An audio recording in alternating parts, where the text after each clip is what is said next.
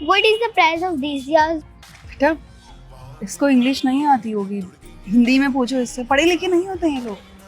अरे मम्मा, बट मुझे भी तो थोड़ी थोड़ी हिंदी आती है ना। और मेरा इंग्लिश मीडियम स्कूल है, वहाँ हिंदी थोड़ी ना सिखाई जाती है। और आप लोग भी तो मुझसे घर पर इंग्लिश में ही बात करते हो, तो कहाँ से आएगी मुझे हिंदी?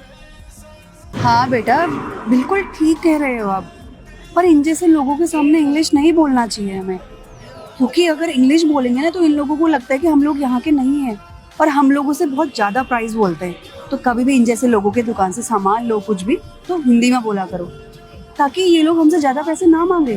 आंटी ये 20 के 15 दिए। मम्मा, सो चीप प्राइस दो।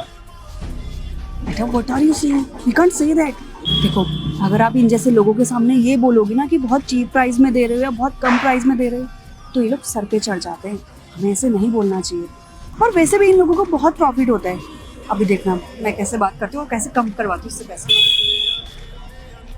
ये तो बहुत महंगे दिए दे रही हो तुम, तुम्हारे मम्मी पापा कहाँ हैं? तुम्हें तो रेट के बारे में कुछ पता ही नहीं है। आंटी पापा तो नहीं है और मम्मी की तबीयत खराब है, मम्मी ने तो यही रेट बताया है, मैं कम नहीं कर सकती।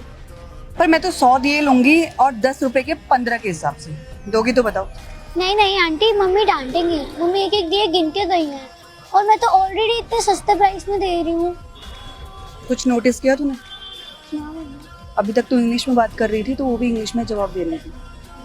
हाँ मम्मा। तभी मैं तुझे बोल रही थी कि इन जैसे लोगों के सामने इंग्लिश नहीं बोलनी चाहिए। अगर तू हिंदी में बात करती ना तो और सस्ते देती ये दिए। हाँ मम्मा, आपसे ध्यान रखूंगी। सुन हम भी यहीं के हैं, तो ज़्यादा पैसे बोलने की ज़रूरत नहीं है हमारे सामने, तो जितना बोल रहे उतने पैसे में दे दे, वरना रहने दे। नहीं नहीं आंटी, आप कहीं और से भी पूछ लो, मैं सबसे सस्ते दे रही हूँ। देख मुझे कहीं पता करने की ज़रूरत नहीं है, अपनी तरह